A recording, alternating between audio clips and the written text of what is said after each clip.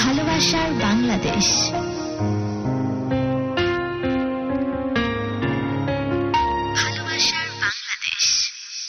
ইয়াস, ভালোবাসার বাংলাদেশ শুরু হয়ে গিয়েছে। কেমন আছেন সবাই, কে কি করছেন না করছেন জানতে চাওয়া আমার মন। বৃহস্পতিবার রাত মানে হচ্ছে ভালোবাসার বাংলাদেশ, এবং ইতিমধ্যে আমাদের গেস্ট আমাদের সাথে চলে এসছে এবং আমাদের গুরু আসছেন অন দ্য ওয়েতে।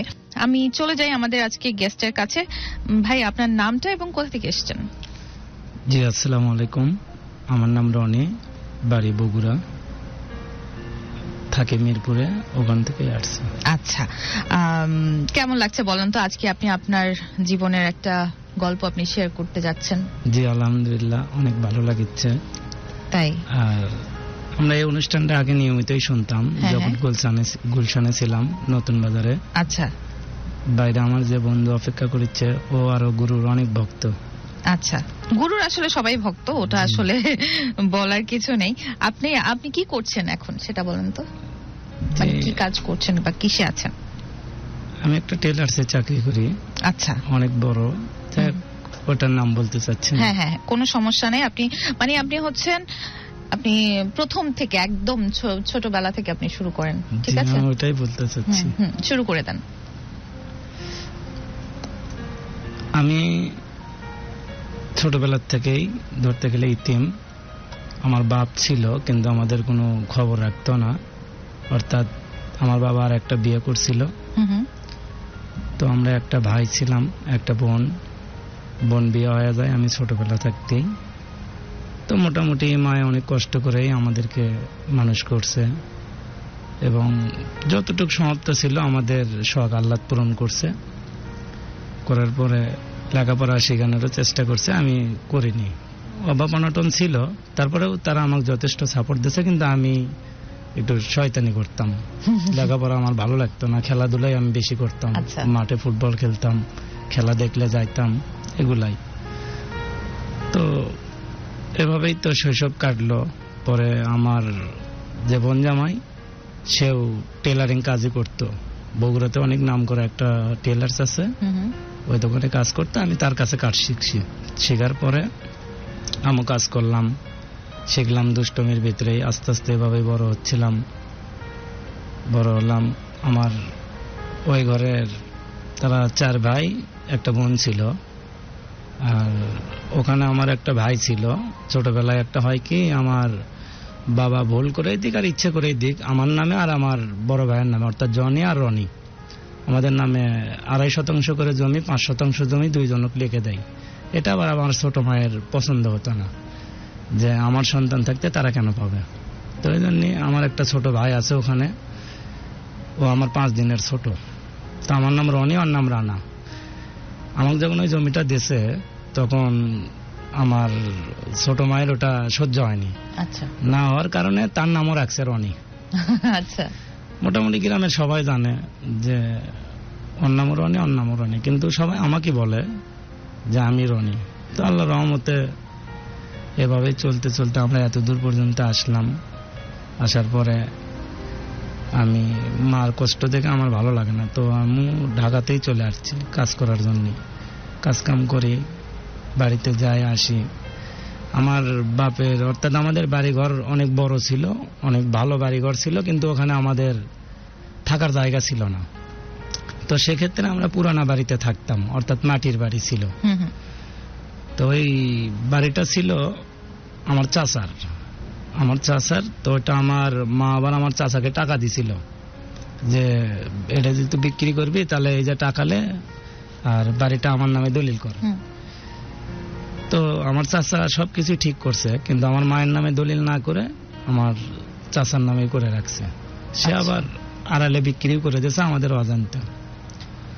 তো যাই হোক, এভাবে চলতে চলতে এক পর্যায়ে আমি বাইরে থাকি, গ্রামের মানে আসলে মধ্যবিত্ত মোটামুটি সম্মান পাই, তার নিচে থাকলে একটু সম্মান গ্রামের লোক কম করে। তো যে কোনো কারণে আমি অবহেলিত ছিলাম। আমি এই জন্যে আর আমার অল্প বয়সে হয়তো টাকা কামাই করা বলেন, কর্ম করা বলেন, অল্প বয়সে এগুলা করছি নিজের শখ আহ্লাদ পূরণ করার জন্য। তো এভাবে চলতে চলতে এক পর্যায়ে আমি একটা মেয়ের সাথে আমার সম্পর্ক হয়। এটা আপনার 2008 সালে নভেম্বরের কিছু আগে। তো মেয়েটার সাথে আমার সম্পর্ক হয়।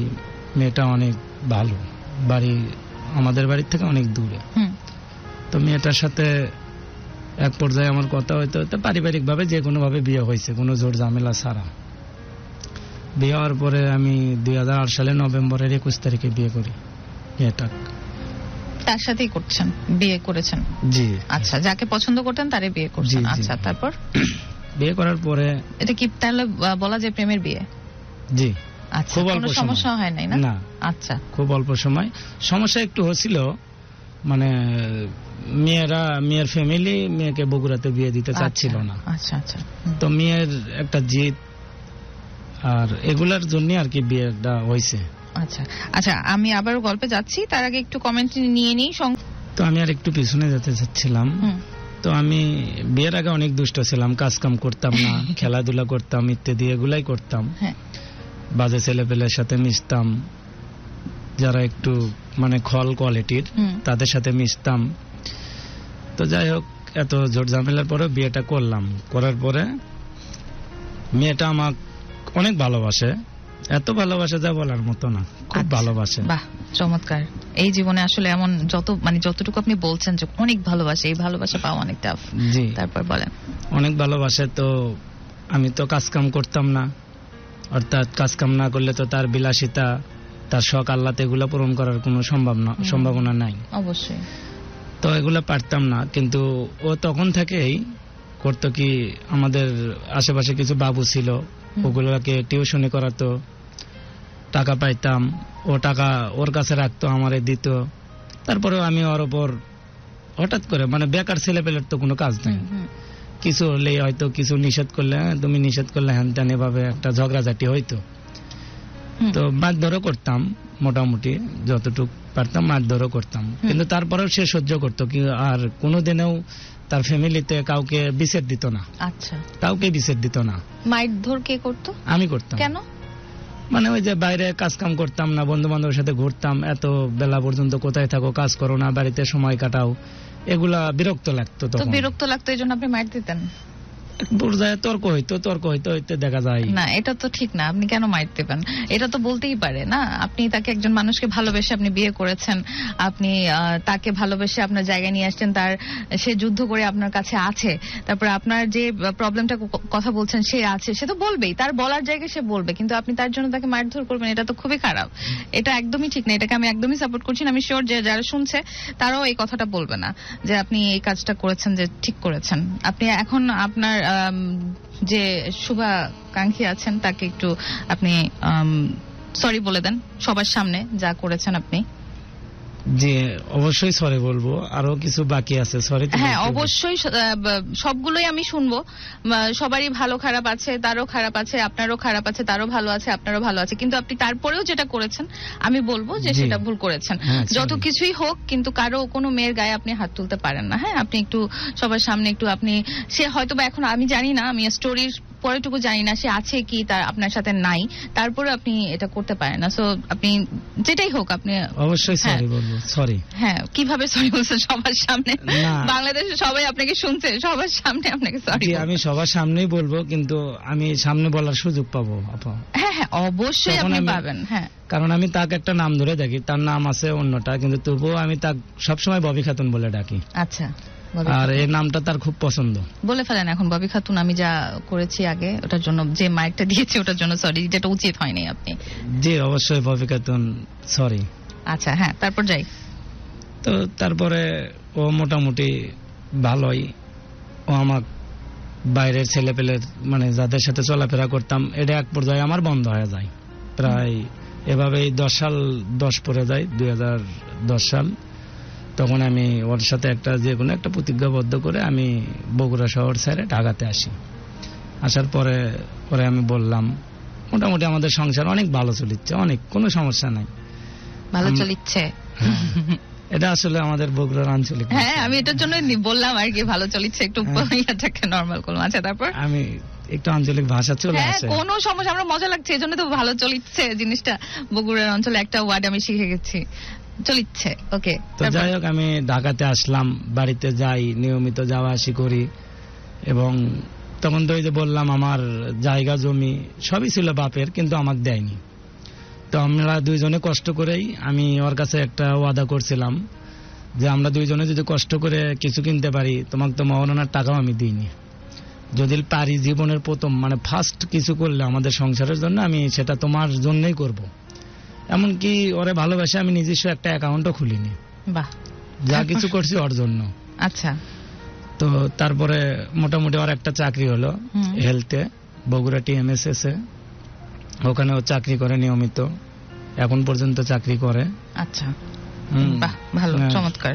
2015 সালের দিকে আসে আমাদের একটা বাবু হয়, নাম হচ্ছে রাফসুন্না জাহান রাফসি, মেয়ে বাবু। জি, মেয়ে বাবু। চমৎকার। ওই সালে আমি জমিও কিনেছি, 4% জমিও কিনেছি, আবার বাবু হয়েছে।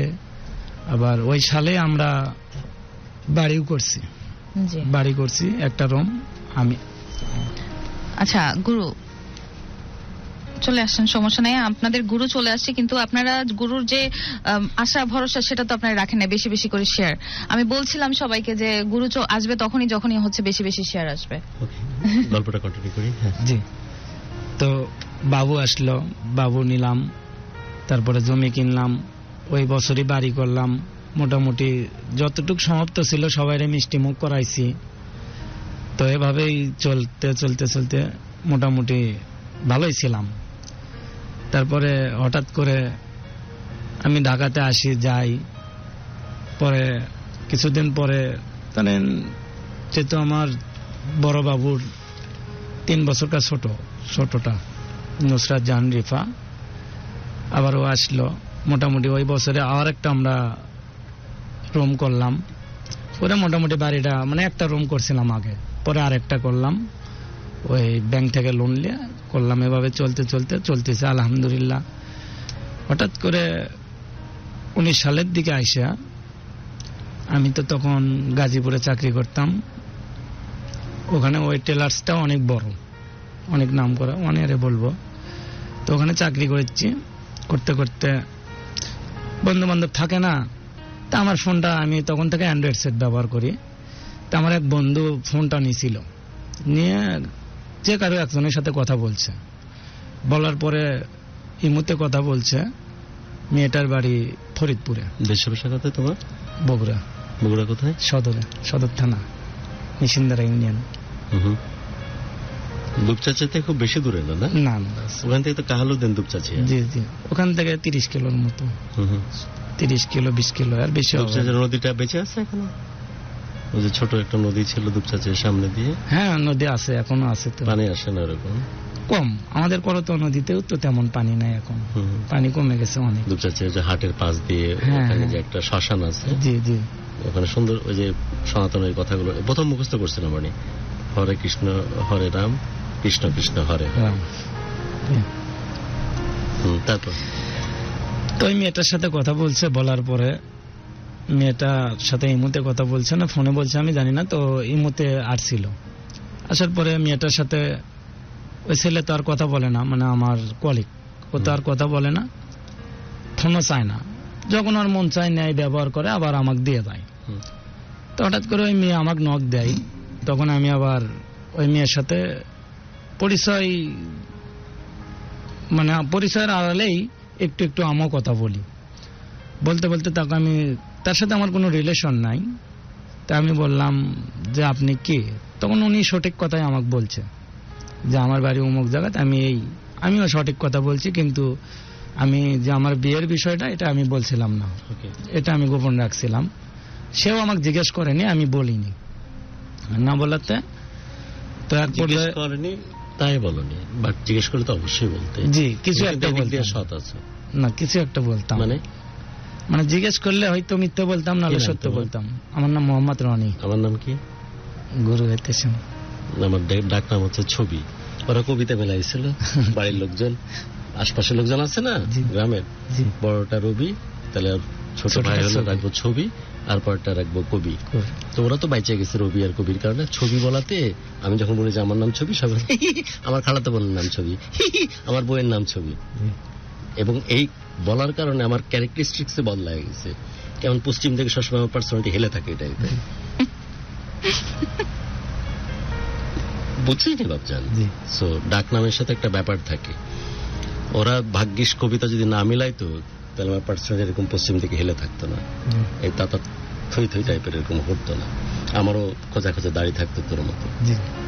কোনো একটা অজ্ঞাত কারণে দাঁড়িয়ে ওঠে না, একটা যে মেইলি যেন ফিল থাকে। এই কারণে কি যেন বলতেছিলি বেটা, ওই যে আমাকে জিজ্ঞাসা করেনি, আমিও বলিনি।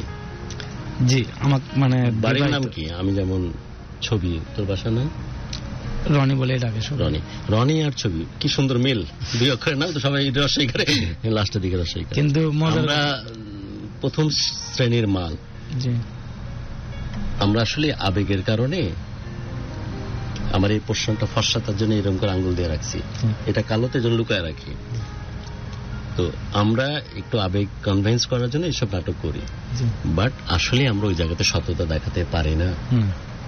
আমরা পারি না কারণ আমরা চাই যে মেয়েটা কোনো না কোনো ভাবে আমাদের প্রতি কনভিন্সড হোক।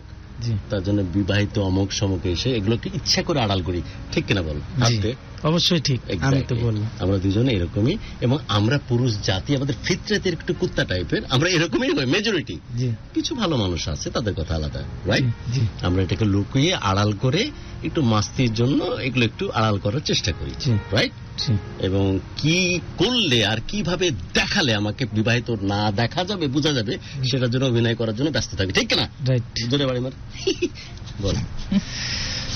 তো যাই হোক, আমি একটু তাড়াতাড়ি যাইতে হবে, দামাদাম। জি, প্রথমে তো বুঝে গেছি যে রনি ছবি একই রকম, যারা একটু মাস্তিখোর ছেলে না হলেও মেয়েরা আবার পছন্দও করে না। একটু মাস্তিখোর, আগের জীবনে কি কি গল্প তৈরি করেছে সেগুলো লুকায় আমরা সামনের দিকে আগাই, তাই তো? এবার একটু বাকিটা তাড়াতাড়ি। তো যাই হোক, ওনার সাথে আমার কথা শুরু হয়ে গেল, ওনার সাথে কথা হতো। তো এক পর্যায়ে আমি ওনাদের বাড়িতেও গেছিলাম, ওনার বাড়িতেও গেছিলাম, যায় তখন কোনো তার সাথেও আমার কোনো রিলেশন নেই, এমনি জাস্ট কথাই। কিন্তু ওখানকার অনেক ছেলেপেলে আমাদের সাথে কাজ করতো। দেখতে কেমন মেয়েটা? মেয়েটা দেখতে অবশ্যই ভালো, সুন্দর, সুন্দর, মানে সব মিলিয়ে সুন্দর। তারপর তো ওনার সাথে বাড়িতে গেলাম, ওনার বড় বোনের বাড়িতে নিয়ে গেলাম। মিথ্যে কথা বলেই নিছে যে সে তার কাছে কি পরিচয় দিয়েছে আমি জানি না। ওনার বোন জামাই আবার বিদেশে থাকতো। তো গেলাম, একদিন ছিলাম, যে থাকছি এরকম। জি, রাতে, আমি দিনে গেছি, থাকছি না। তাদের সাথে আমার কোনো কিছু না, এমনি জাস্ট ভালোভাবেই গেছি। বাসাতে সম্মান করছে। খাবার কি দিছিল রাতে? খাবার দিছিল সঠিক মনে নেই, কিন্তু গরুগ্রস্ত ছিল এটা। ওর সাথে তো গল্প হচ্ছিল না, গল্প এরকম ভাবে আমরা করিনি। ওই যে চাতালের মতো থাকে যে বেশিরভাগ বগুড়ার জায়গাগুলোতে একটু ফাঁকা। না না, তার সন্তান ছিল, আমরা তাদেরকে নিয়েই ওগুলো নেই। জি জি, ভেতরে অন্য কোনো শয়তানি আমাদের ছিল না। তো ওখান থেকে আসলাম পরের দিনে, এইদিকে আমার বাড়ির থেকে আমার বউ ফোন দেয়। মিথ্যা কথা তার অত বলা যায় না, তা আমি বলছি একটু বাইরে আছি, কিন্তু ওখানে গেছি সেটা আমি বলিনি। তো না বলার কারণে তার সাথে আমার মোটামুটি যোগাযোগ হয়েছে, ফেরিতে এসে কথা বলছি। বলার পরে আমি ঢাকাতে আসছি, তখন আমি আবার মোটামুটি একটু ফুটবল ভালো খেলতাম। গাজীপুরের আশেপাশে যেখানেই খেলা হতো নিয়ে যেত। জি, আমি খেলতাম, যেতাম। তো অনেক সময় হয়তো ফোন দিত, স্ট্রাইকার খেলতাম। তারপর তো খেলতে যাই, পুক করে যা গোল দিয়ে দিই। তো ক্যারেক্টারিস্টিক্স এরকম পুক করে গোল দেওয়াটা না, আমি পুরো মাঠে খেলতে পারি। না না, এনার্জি তো আছে, বাট একটা থাকে না শুট ব্রেন, ধাম করে যা গোল দিয়ে দেওয়া। আর কানা কিছু স্ট্রাইকার থাকে সারা ফাঁকা মাঠ দিলেও গোল দিতে পারে না, তুই গোল দেওয়া তো ওস্তাদ। জি, তারপর তো যাই হোক, আমি খেলতে যেতাম, তখন তাকে বলতাম যে আমি খেলতে যাচ্ছি, কিন্তু সে আবার জানতো না যে আমি খেলতেছি, কোন মাঠে খেলতেছি, ডাজন্ট ম্যাটার, বাট খেলতেছি। মানে টেলার্সে যে চাকরি করি সেটা সে জানতো না। তার কাছে আমি বলিনি, আমি শুধু খেলার কথাটাই তাকে বলছিলাম। তো এভাবে মোটামুটি মনে হয় মাস 6 গেছে। যাও, তুই তো আপনার মনে পড়ছে আমি পাশে আছি। হোস্টের সাথে সাথে তুই তো পরিচয় টাইপেরও, একটা কমেডি টাইপের, কপিল শর্মা টাইপের প্রোগ্রাম নিয়ে। I am the best of it. আরে আপনি সিফাত ভাই ভালো হবে, তুই কাজে লাগাস। হ্যাঁ, তারপর 6 মাস যাওয়ার পরে ওর আবার একটা ছোট বোন আছে, ওর সাথে মোটামুটি আমার সম্পর্ক ভালো, যার সাথে কথা বলতাম। জি, ওর আবার একটা ছোট বোন আছে। ওই ছোট বোন ওর ফোন থেকে নষ্ট হয়েছে না কি হয়েছে আমি জানি না, না নাম্বার চুরি করছে আমি সেটাও জানি না, কিন্তু ও আমার কাছে বলছে যে আমার ফোনটা নষ্ট হওয়ার কারণে আমি আমার ছোট বোনের সেটে ইমোটা চালু করছি, আর ওই ফাঁকে ওর ছোট বোন ওই আমার নাম্বারটা নিছে। নেওয়ার পরে ওর ছোট বোন আমার ফোন দিয়ে একটু কথা বলছে যে ভাই আপনি কি একটু কথা বলবো, যদি আমার বোনের সাথে শেয়ার না করেন। তাই আমি বললাম ঠিক আছে বলেন। তো মোটামুটি সে আমাকে বলছে যে দেখেন আমার তো বিয়ে হয়েছে, আমার একটা বাচ্চা আছে, কিন্তু আমি আমার হাজবেন্ডের কাছে অনেক নির্যাতিত। হ্যাঁ, তারপর আমি আমার হাজবেন্ডের কাছে অনেক নির্যাতিত, সে আমাকে মারধর করে, এমনকি ওনার হাজবেন্ডও বিদেশে থাকে।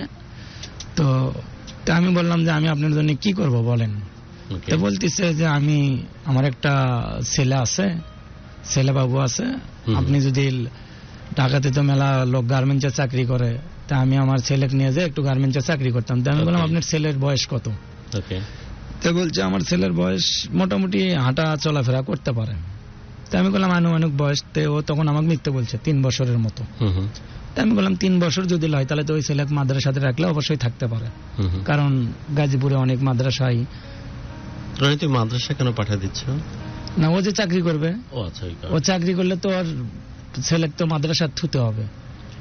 এটা সেই বলছে যে আমি আমার ছেলেকে একটা মাদ্রাসায় ভর্তি করে আমি একটা গার্মেন্টসে হোক কি যেখানে হোক চাকরি করব।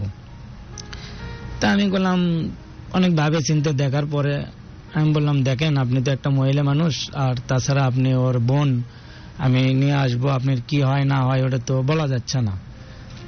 তারপরে করছেন না কোনো সমস্যা নেই, আপনি শুধু আমাকে একটা রুম ঠিক করে দেবেন, আমি চাকরি খুঁজে নেব, আর আমি বাড়ির থেকে কিছু টাকা পয়সা নিয়ে যাই, আমি এগুলা দিয়ে যাই, ওখানে আমি যেভাবে চলতে পারি আমি সেভাবে চলবো।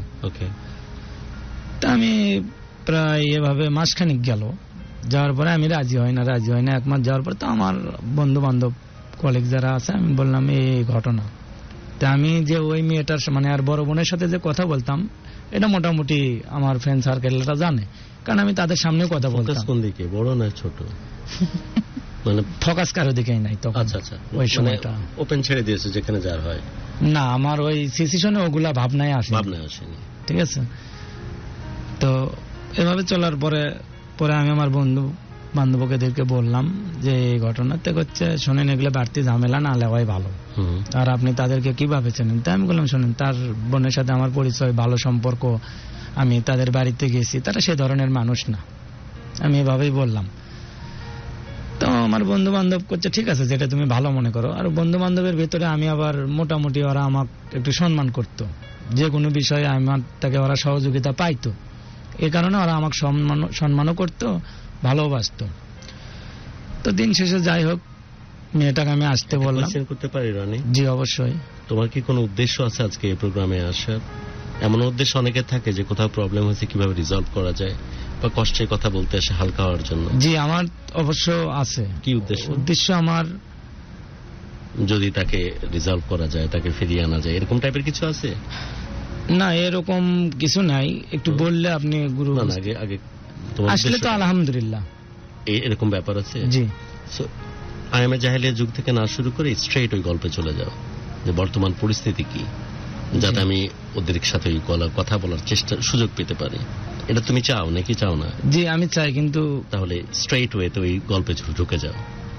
আমি বুঝাতে পারিনি মনে হয়। জি তোমার সময় কিন্তু প্রতি মুহূর্তে চলে যাচ্ছে। জি জি। তুমি ওই কথাটা স্পেসিফিক বলো যে বর্তমানে কি সিচুয়েশনে আছে, একটু 1-2 মিনিটের মধ্যে ধাম করে চলে যাবে গল্পে, আর আমি দেখি ওখানে কিছু ভূমিকা রাখতে পারি কিনা, তবে না কাজের কাজ কিছু হবে। আইদার তো এইসব গল্প 3 দিন ধরে বললেও সম্ভব, তাই না? আমি বুঝাতে পারছি না? পারি? জি পারছেন আপনি বুঝাতে। প্লিজ যাও, যত তাড়াতাড়ি যাও। বর্তমানে আমি খুব দ্রুতই যাবো, বর্তমানে তাড়াতাড়ি। জি। তো যাই হোক মেয়েটা আসলো, আসার পরে মেয়েটা চলে আসলো, মেয়েটার কাছে অনলি 100 টাকা ছিল গাবতলিতে। অপ্রয়োজন হলো 100 টাকা গাবতলিতে ছিল।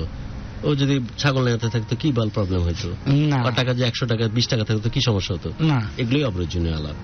ওকে, বর্তমানে আসো যাতে আমি ওখানে কোনো ভূমিকা রাখতে পারি। জি আসো। যাই হোক ও আসলো, আসার পরে আমি ওরা একটা রুম নিয়ে দিছি, কিন্তু মজার ঘটনা হচ্ছে বাচ্চার বয়স তখন 2 বছর ছিল। 2 বছর ছিল, বাচ্চা যারে দেখতো সবাই বাবা বলে ডাকতো। বাবার খুব দরকার, বাবা বলে ডাকতো। শুধু আমাকে যে ডাকছে তা না, মানে কোথাও দোকানদার দেখলেও সে বাবা ডাকতো।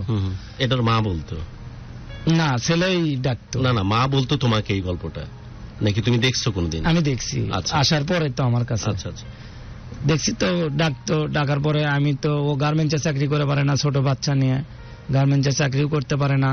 আর আমি তো আলাদা রুম নিয়ে দিছি। আমি অফিসের কোয়ার্টার যেটা আমাদের, আমি কোয়ার্টারে থাকি, আমি বাসায় থাকি না।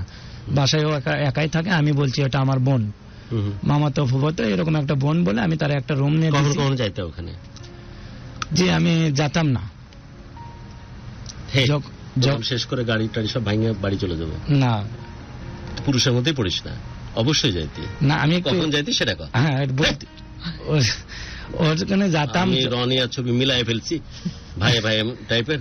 না, অবশ্যই যাইতাম। আগুন সারা তোরা দেখে বুঝছে যাইতাম, মানে ওখানে যাওয়ার। রোনালদিনোকে দেখছিস ফুটবল খেলতে, যে জি আমার মাঠ কাদা কাদা করে, জায়গা মতো কাদা কাদা করে দেয়। তুই মাল না যাইতি? কখন যাইতি? দুপুরে নাকি রাতে? রাতে যাইতি না, ভয় পাইতি? দুপুরে যাইতি না, বাজার সদাই নিয়ে ভাই যেহেতু। যে ও যখন যুদ্ধ শুরু হইতো না, বাকিটা বল। যুদ্ধ হয়নি। আচ্ছা, তারপর বল। যুদ্ধ হয়নি। পরে ওখান থেকে ও তো গার্মেন্টসে চাকরি করে না, আমার একা কষ্ট হয় বাড়ির সংসার চালাতে, এই সংসার চালাতে।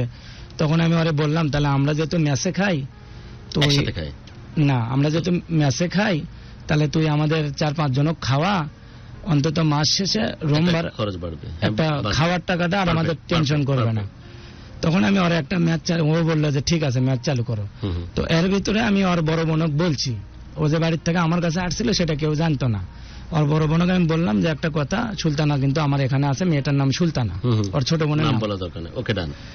আমি বললাম ও আমার বাবা, তো তুমি নিতে যাইতা, যেহেতু সবাইকে দিতে হবে তাই, রাইট? না, সবাই বাসায় যায় খায় আসতো, তুমি সহ।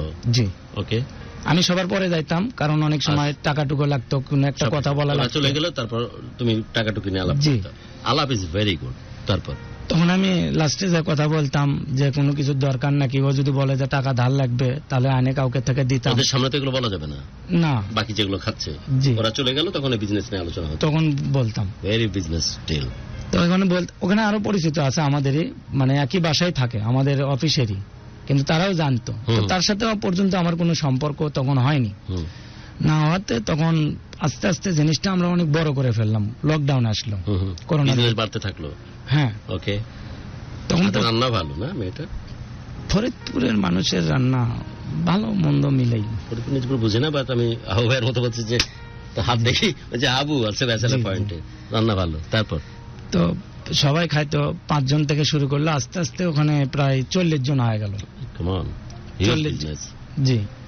তো এই বিষয়গুলো আমি আমার বাড়িতে টোটালি মানে বলিনি। আমার ওখানে আমার বোন জামাই থাকতো, তাকেও আমি বলিনি, কাউকেই বলিনি, শুধু সবাই জানতো। কিন্তু সবাই মনে মনে একটা ধারণা করতো যে রনি আর মেয়ের পিছে এভাবে মনে হয় এদের ভিতরে কোনো একটা রিলেশন আছে। তা আসলে আমার ভিতরে কিছু ছিল না। এর ভিতরে মেয়েটার বড় ভাই আসছিল, মেয়েটার মা আসছিল, মেয়েটার ওই যে ওর বড় বোন যার সাথে আমি কথা বলতাম সে আসছিল। আসার পরে আমি বললাম যে ওরা যদি বুঝে নিয়ে যেতে পারেন আপনারা নিয়ে যান, কোনো সমস্যা নাই। কিন্তু মেয়েটা যাইতে চায়নি, আর ও যায়নি। তো আস্তে আস্তে মোটামুটি আমাদের ব্যবসা অনেক বড় হয়ে গেছে। তো ছেলেটাও বড় হয়ে গেছে, মাদ্রাসায় ভর্তি করাচ্ছি ওর বাবার পরিচয় দিয়ে। তো ওর বাবার পরিচয় দিছি, ওর বাবার থেকে ভোটার আইডি কার্ড আছে।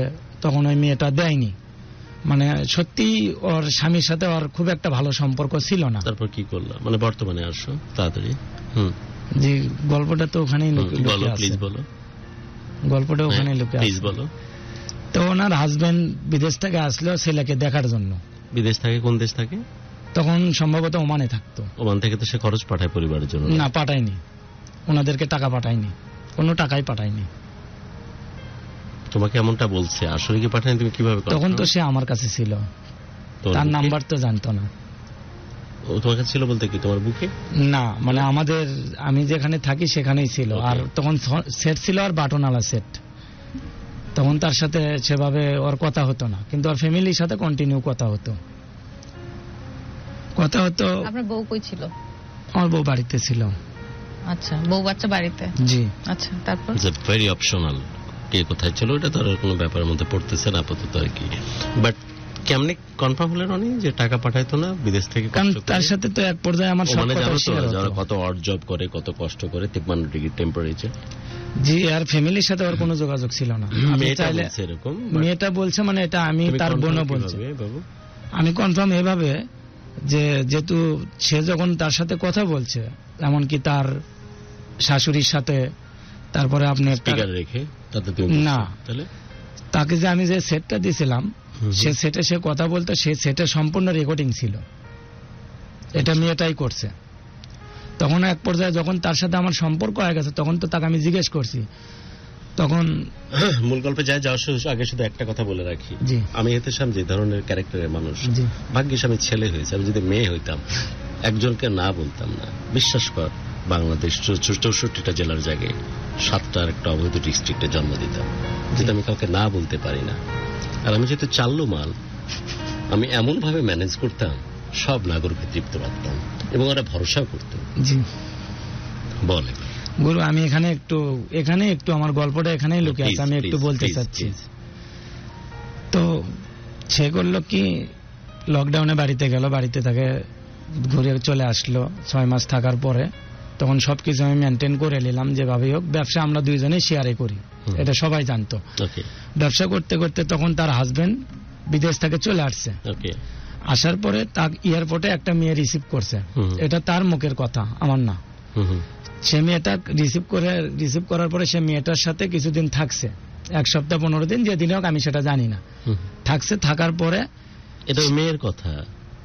জি, যে আমার আমার কি হয়েছে সেটা তো তোমার জানার কথা না। না, মেয়েটা বুঝাইছে এরকম না, উনি আবার ওনার মামি শাশুড়ির সাথে কথা বলতো। বাট মেয়েটা এরকমই প্রমাণ করছে যে জি। একটা মেয়ে রিসিভ করছে, ওর সাথে 7 দিন ছিল। জি, সত্য মিথ্যা কি তোমার জানার কথা? জানো না? ওই মেয়েটাকে বিয়ে করছে সে। আমাকে পরে লাস্টে মেয়েটার সাথে আমার কথা হয়েছে, সে Okay, আমার তারপর বলছে বিয়ে করছে, তারপর তো বিয়ে করছে। তখন এর ভিতরে আমার ওর সাথে একটা সম্পর্ক হয়েছে, এই ওই মেয়ের ছেলে, সাথে, জি, এই যে মেয়েটার সাথে, যার সাথে তুমি বিজনেস করতেছো। জি অনেক পরে এসে কিন্তু সম্পর্কটা হয়েছে। জি, অনেক পরে এসে। আগে যখন তুমি খাবার নিতে যাইতে 4 জন দেখে শুরু করছিলে, তখন কিন্তু কোন রকম ইন্টারাকশন ছিল না। না, এর ভিতরে একটু মিস করছি গুরু, সেটা আপনি আমাকে বলতে দেননি। তুমি ঠাইসা ধরছিল না, তাহলে ওগুলা না করি, ওগুলা করে বলবো না। ওর জামাই যখন আসছে, আসার পরে ওর সন্তানক দেখার জন্য অস্থির। হুম তো তখন উনি আবার আসছিল, তো আমাকে বলছে যে উনি আসতে চাচ্ছে। তো আমি বলছি উনি আসতে চাচ্ছে, সবাই তো এখানে জানে যে তোমার স্বামী নাই, তাহলে যখন জানবে যে তোমার স্বামী আছে, খারাপ দেখাবে। তখন তো আমার তো কিছু না, আমি তো কোয়ার্টারেই থাকি, আমার তো প্রবলেমে হবে না। তোমাকে সবাই অন্য চোখে দেখবে, কারণ বয়সও কম, আর একটা বস্তির ভিতরে থাকলে অনেকগুলো প্রবলেম হয়। তো বলছে না, সমস্যা নাই। তো আমি ঠিক আছে, তাহলে আসতে বলো। তখন ছেলেটা আসছে, আসার পরে সে তো বাসায় থাকেনি, ছেলেটা দেখছে, ছেলেটার জন্য কি নিয়ে আসছে না আসছে এগুলা ওদের ভিতরে একটা। কোথায় ছিল যখন ছেলেটা ঢুকছে বাড়ির মধ্যে? তখন আমি কোয়ার্টারে ছিলাম, মানে আমি আমার অফিসে যেখানে আমি চাকরি করি সেখানেই ছিলাম। ওদের সাথে কথা বলছে। তখন কতক্ষণ ছিল? ছেলেটা ছিল আধা ঘন্টার মতো। তোর পুড়ে নিবিটা ভিতরে মাথায় হাত দেবো, মরে যাবো কিন্তু শালা। না না না, ওই সিচুয়েশনে আমি ওইরকম ছিলাম না। ঢুকছে যখন আধা ঘন্টা ছিল, তোর পুড়তেছিল না ভিতরে? না, আমার খারাপ লাগছিল যে আমি সব কিছু গুছিয়ে নিছি। আই এম দ্য বেস্ট, আমি গুরু। হ্যাঁ, পুড়তেছিল তো, অবশ্যই খারাপ লাগতেছিল ওই সময়টাতে, কারণ কি হয়ে যায়, আমি কি না কি হয়ে যায়। না, আমার একটু বিশ্বাস ছিল, কারণ মেয়েটাও ছেলেটাকে দেখতে পারতো আগে না। সময়টা কম দিয়েছিল, 30 মিনিটস। না, বাসায় আরো লোক নাহলে ছিল। তো ওইটার জন্য পুরা কম হয়েছিল। না, আমি ওদের কথা তো শুনেছি, মেয়েটাও আরে দেখতে পারে না। বাড়িতেও লোক ছিল তো, জি, এর জন্য ব্যাপার। মেয়েটাও আরে দেখতে পারতো না, ছেলেটাও আরে দেখতে পারতো না ওদের ভিতরে। তারপর চলে গেল, তারপর না যায়নি। তখন ও বাসায় আছে, তখন আমাকে ফোন দিল। ওই দিন অনেক বৃষ্টি হচ্ছিল। পরে আমি ওই আমাকে ফোন দিয়েছে, আপনি কই? আমি অফিসে। কয় আপনি বাসায় আসেন।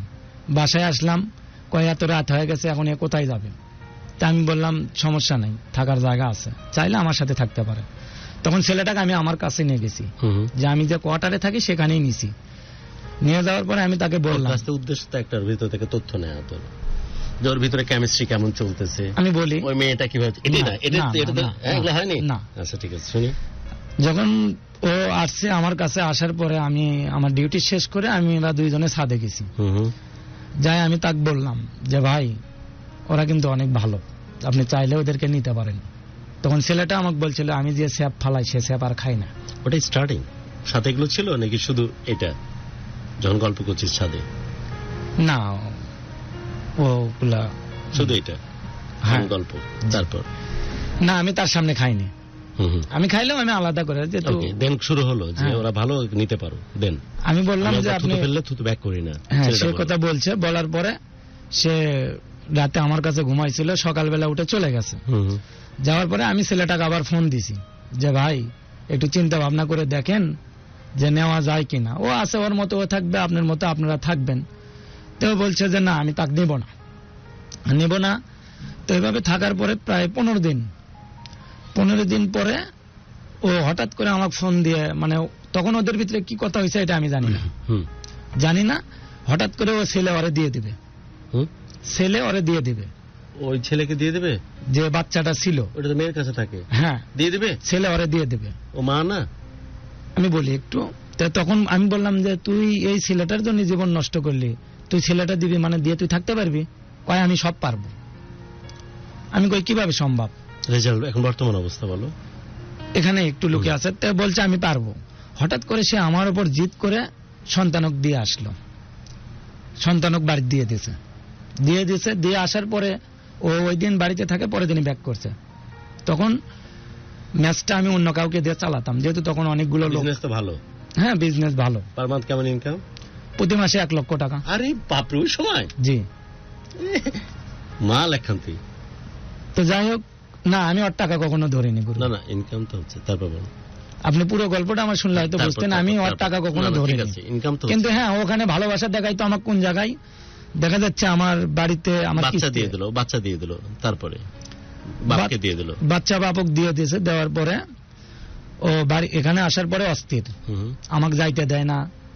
ও আমার সাথে মানে অনেক সিনকেট করে যে আমাকে আনে দেন, কই পাবেন না পাবেন, আপনি আমাকে আনে দেন, আমার এগুলা সহ্য হচ্ছে না। তখন আমি ওকে বোঝানোর চেষ্টা করতাম, এমনকি ওর কাছে আমার থাকতে হতো একটু ম্যানেজ করার জন্য। হ্যাঁ, থাকতে হতো, পাগলের মতো আচরণ করতো। জি। এমনকি বাসার যে আমরা প্রায় ওখানে আপনার 30-35টা রুম আছে, সবাই ছেলেটার প্রতি আসক্ত। মাদ্রাসা থেকে ফোন দিত, ওখানেই মাদ্রাসায় ভর্তি করাইছি। তারা বাধ্য হয়ে মেয়েটার সাথে থাকতে হতো। জি। মাঝখান থেকে চক দিয়ে দাগ টেনে রাখতে, যাতে করে তো এটা তোর এলাকা, এটা ওর এলাকা। জি না গুরু, ইন্টিমেসি জানো না। জি না, ও ভাবে না। তাহলে মানে তারে সান্ত্বনা দেওয়ার জন্য আমি ওখানে থাকতাম। আমি তো আবার রাতে কোয়ার্টারে চলে যাইতাম, আমি বাসায় থাকতাম না। তারপর ঠিক আছে, তখন আমি কোয়ার্টারে যাইতাম, ও মানতো না। তো হতে হতে আমরা যে কোনো ভাবে একটা কভারেজের কাছে গেছিলাম ছেলেটার জন্য, যে কোনো ভাবে আনা যায় কিনা। তো বলছে দেখি আমি চেষ্টা করি। তারা তো কখনো না বলে না। সে চেষ্টা করার পরে ও করলো কি, কিছুদিন পরে বাড়িতে গেল, যাই ওর দুলাভাইয়েরা দিচ্ছে, কথা বলছে। কিন্তু সবচেয়ে মজার বিষয় এখানে কি, ছেলেটা কিন্তু ডাইরেক্ট অস্বীকার দিছিল, মানে ছেলে নেওয়ার আগে, যে ওই সন্তান আমার না। নেওয়ার পর দিতে চাচ্ছে না। না, ছেলে নেওয়ার আগে বলছিল যে ওই সন্তান আমার না, বাট নেওয়ার পরে ফেরত দিতে চাচ্ছে না। কিন্তু নেওয়ার পরে আর ফেরত দিতে চাচ্ছিল না। কিন্তু এ কন্টিনিউ যোগাযোগ করতো, ওর শাশুড়ির সাথে কথা বলতো, ওদের সাথে কথা বলতো, বলে মনে করেন যাক, ওদের ভিতরে কি কথা হতো সেটা আমি জানতাম না। কিন্তু আমি যখন তার মেমোরিটা হাতে পাচ্ছি, তখন আমি বিস্তারিত গুলো বুঝতে পারছি যে তার সাথে তার কথা হইতো।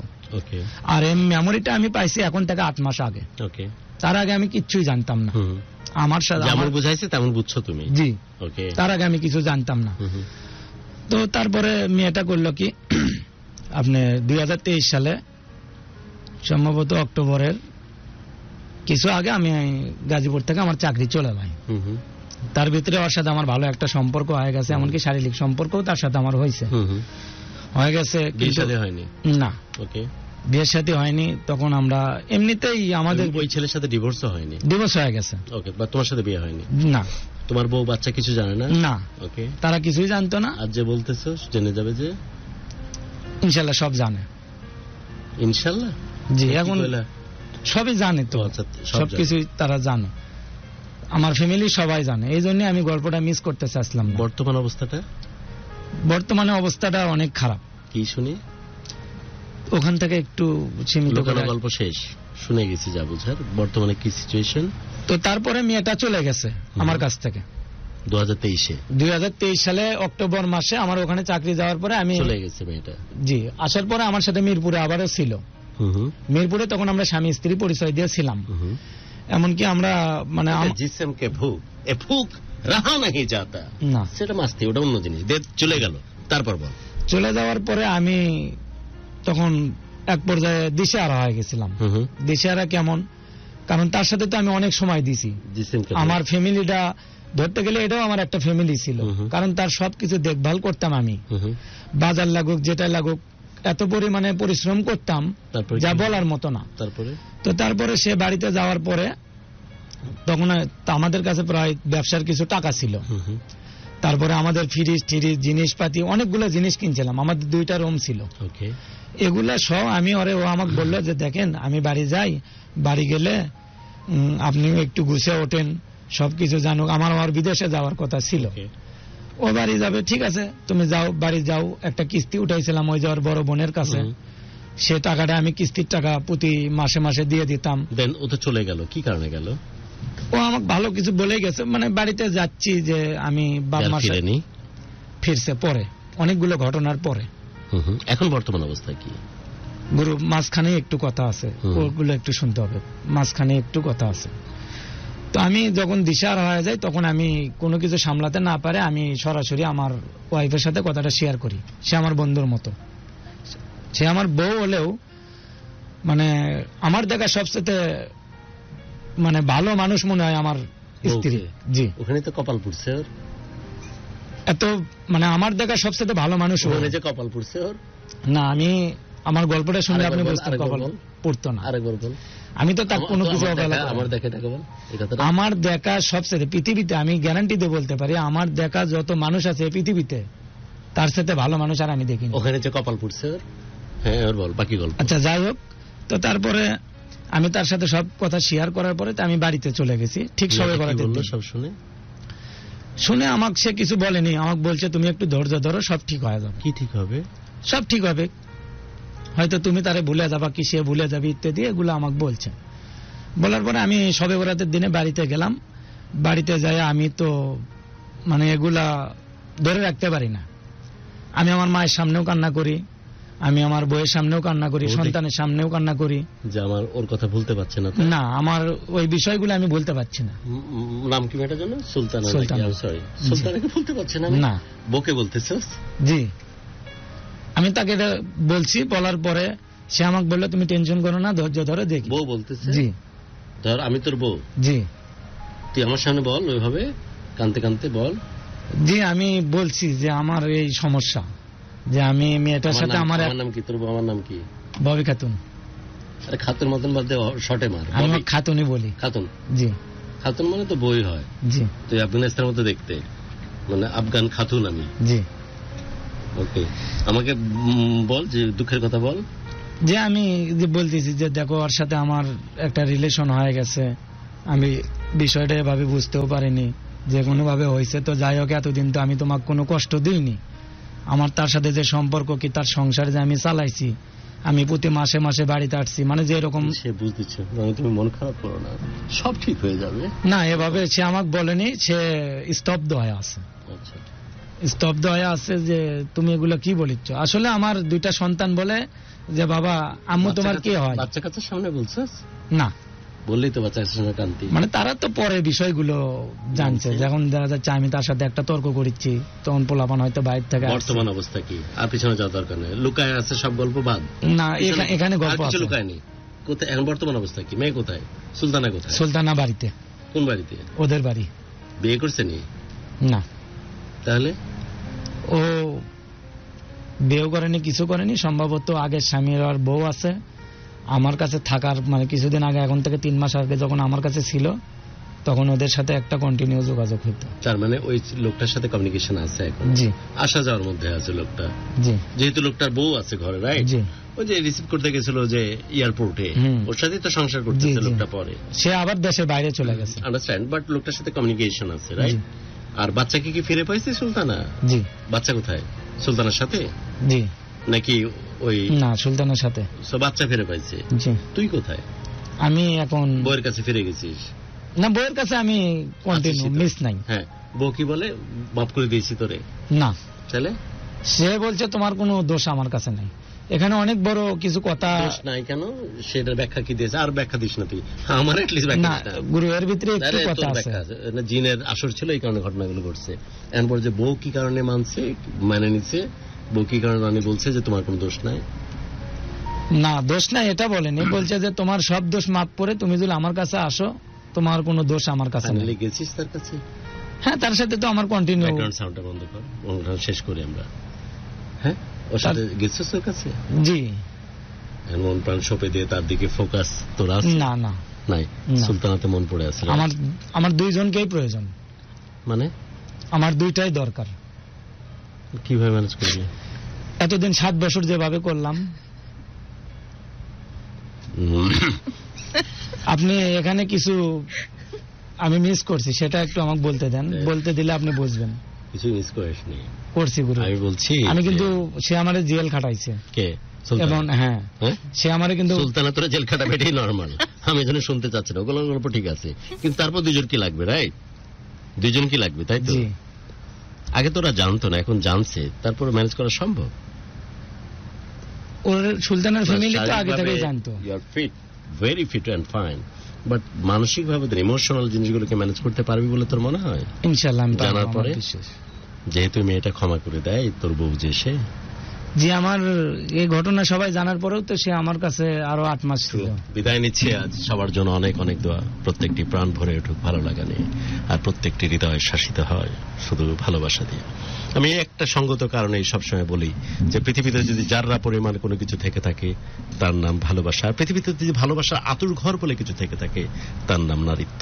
স্রষ্টা অথবা এই কায়নাত অথবা ভগবান অথবা আল্লাহ অথবা ঈশ্বর, যে কোনো ফরম্যাটেই বলেন, যদি নারীত্বের এই এক্সিস্টেন্স পৃথিবীতে না থাকতো, এই পৃথিবী অভিশপ্ত হয়ে যেত, এই পৃথিবী ধ্বংস হয়ে যেত। যে নারীত্বের গল্প আমি প্রতি মুহূর্তে জানান দিই, যে নারীত্বের কথা আমি প্রতি মুহূর্তে বলি, যে নারীত্বের কারণে পৃথিবী এখনো ব্যালেন্স হয়ে যায়নি, আছে, এখনো ধ্বংস হয়ে যায়নি, এখনো এরকম ভাবে অভিশপ্ত হয়ে যায়নি, সেটা এই ধরনের কিছু মেয়েদের জন্য। যে মেয়েটি কি বড় কপাল করে রনি তার প্রিয়তমা স্ত্রী হিসাবে তার কাছে পেয়েছে, যে মেয়েটি তাদের দুইজনের ঔরসের সন্তানের গর্বিত জননী। এটা মারাত্মক একটা ব্যাপার। আমি এই প্রোগ্রামগুলোতে আসি শুধু একটা কারণে, মোটিভেটেড হয় আর প্রোগ্রামটাকে ফার্দার কন্টিনিউ করার সাহস এবং এনার্জি পায়, যে মাঝে মাঝে এই ধরনের মেয়ের গল্প, এই ধরনের মেয়েদের সামনে রুবরু হওয়া, কথা বলার, এই ধরনের মেয়েদেরকে দেখার বা এই ধরনের মেয়েদের প্রসঙ্গে জানার খুব সুযোগ হয়। কিন্তু বরাবরের মতো রনিরা সবসময় কপাল পোড়া হয়। কিন্তু কোন এক অজ্ঞাত কারণে রনি বা ছবি, এহতেশাম, এরা এরকম হয় যারা অল্পতে তুষ্ট থাকতে জানে না। এই হিরেকে হিরে মানতে এদের বড় বেশি অপছন্দ, বোরিং মনে হয়, একঘেয়ে মনে হয়। এরা থ্রিল পেতে চায়, এরা কিক পেতে চায় জীবনে। তখন সুলতানাদের পিছে ছুটে। সুলতানা জেল খাটায়, থুতু ফেলে গুলিস্তানের মোড়ে থুতু চাটায়, এমন ভাবে পেছোড়া দিয়ে বাঁশ ঢুকায়, তারপরে অসম্ভব রকমের ভালোবাসা তাদের কাছে পিছনে পিছনে ছুটতে ছুটতে তাদের কাছে যায়। তারা পাগলের মতো তাদের কাছে আবার ভালোবাসা পাওয়ার জন্য মুখিয়ে থাকে। বাট যারা এই পৃথিবীটাকে এখনো ধ্বংস হতে দেয়নি, এই মানুষগুলোকে এখনো অভিশপ্ত হতে দেয়নি, যারা এখনো নারীত্বের এই সম্মানটাকে সামনে থেকে গর্বের মতো রিপ্রেজেন্ট করে, এই খাতুনরা কিন্তু কখনোই ভালো থাকে না। আমার বড় বেশি কষ্ট, বড় বেশি দুঃখ, বড় বেশি আফসোস আর দীর্ঘ নিঃশ্বাসী মেয়েদের জন্য। মা বোন সম্বোধন করে খাতুনদেরকে বলি, ভাগ্যিস মা অথবা বোন তোরা ছিলি, তাই তোরা যদি না থাকতি এই পৃথিবী সত্যি অভিশপ্ত হয়ে যেত। তোরা যদি পৃথিবীতে না আসতি এই পৃথিবী বৈচিত্র্যময় হয়ে যেত, বৈচিত্র্যহীন হয়ে যেত, বর্ণহীন হয়ে যেত। এবং তোরা যদি সত্যি পৃথিবীতে এক্সিস্ট না করতি, আল্লাহ সুবহানাহু ওয়া তাআলা মনে হয় পৃথিবীকে কিয়ামত বানায় দিতেন। তোদের প্রশ্নে রাজ্যের কৃতজ্ঞতা এবং অসম্ভব রকমের ভালোবাসা। মা সম্বোধন এবং বোন সম্বোধন করে এই খাতুনদেরকে বলি, ভাগ্যিস তোরা আছিস, তাই এখনো পৃথিবী ধ্বংস হয়ে যায়নি। আল্লাহ সুবহানাহু ওয়া তাআলা এখনো টিকিয়ে রেখেছেন পৃথিবীকে। এখনো মানুষ সম্পর্ক করে, এখনো মানুষ প্রেমে পড়ে, এখনো মানুষ কারো চোখের দিকে তাকিয়ে বলে, জান আমি তোমাকে অনেক ভালোবাসি।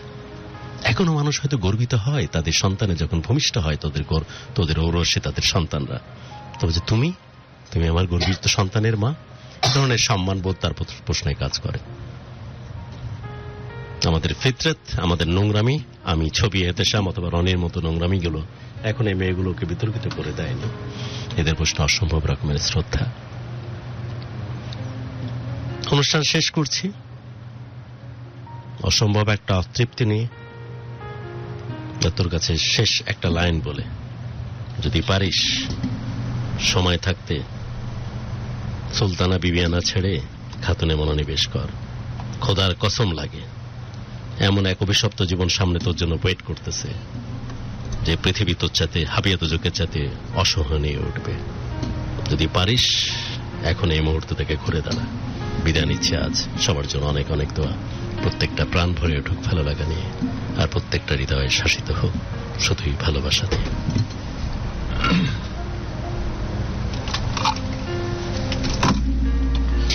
এই ছিল আজকে ভালোবাসার বাংলাদেশ, এবং আশা করছি আপনাদের আজকের গল্পটা ভালোই লেগেছে। আর আমরা আগামী বৃহস্পতিবার আবারও চলে আসব আরো নতুন কিছু গল্প নিয়ে, নতুন কোনো মানুষকে নিয়ে, নতুন কোনো মানুষের নতুন গল্প নিয়ে। আর আপনারাও সেই গল্পের একটা ভাগ হতে পারেন যদি আপনারা চান। সেক্ষেত্রে সেটা করতে হবে, আপনাদের গল্পটা আপনারা একটু করে লিখে আমাদেরকে হোয়াটসঅ্যাপ নাম্বারে পাঠাতে পারেন 01841904904। এই নাম্বারটিতে হোয়াটসঅ্যাপ করতে পারেন আপনাদের গল্পটা। অবশ্যই গুরু স্পেস আপনার নাম, তারপর হচ্ছে স্টোরি লিখতে চান, অথবা লিখতে চান আমি ভালোবাসার বাংলাদেশে আসতে চাই, বা আমি গুরুর কাছে আমার গল্প শেয়ার করতে চাই। এটা লিখে দিলেও হবে, আমরা আপনার সাথে যোগাযোগ করব। কিন্তু অবশ্যই গুরু স্পেস হচ্ছে আপনার নামটা লিখতে হবে। হ্যাঁ, আচ্ছা, আপনাকে অনেক অনেক ধন্যবাদ ভাইয়া আমাদের স্টুডিওতে আসার জন্য, আপনার গল্পটি শেয়ার করার জন্য। আমরা আজকে তাহলে এখান থেকে বিদায় নিচ্ছি। সবাই ভালো থাকবেন, সুস্থ থাকবেন, এবং সবসময় ঢাকা এফএম এর সাথে থাকবেন। আর যারা যারা কমেন্ট করছেন তাদেরকে অনেক অনেক ধন্যবাদ। আমি আসলে কমেন্টগুলো হাই হ্যালো লিখেছেন, কেমন আছেন লিখেছেন গুরু। আর এছাড়া আমি আরেকটা জিনিস আপনাদেরকে বলতে চাচ্ছিলাম, যারা বারবার একটা কমেন্ট বারবার করে থাকেন তাদের কমেন্টগুলো কিন্তু অটো ব্যান হয়ে যায়। হ্যাঁ, সো এই ক্ষেত্রে আপনারা যেটা করবেন, একটা করে কমেন্ট করবেন, আমরা কিন্তু ওই একটা কমেন্ট আপনাদের দেখি। যাই হোক, এমডি মাহফুজুল রহমান, তাফসিরুল ইসলাম, তানভীর ইকবাল, মাহফুজুর রহমান তো আছেনই, তানভীর ইকবাল, দেখছেন আপনারা একই নাম আমাকে বারবার দেখছি, আব্দুল মালিক, আব্দুল খালেক, তারপরে হচ্ছেন শাহাদাত সরকার বাবু, আব্দুল খালেক মিয়া যুক্ত হয়ে আছেন, সোহানুর রহমান সোহান যুক্ত হয়েছিলেন। আর এছাড়া HM996 ধন্যবাদ আপনাকে। শাকিল আছেন আমার সাথে, দিয়ামণি, সোহানুর রহমান, ইয়ার খান, এমডি ইয়ার খান, মানে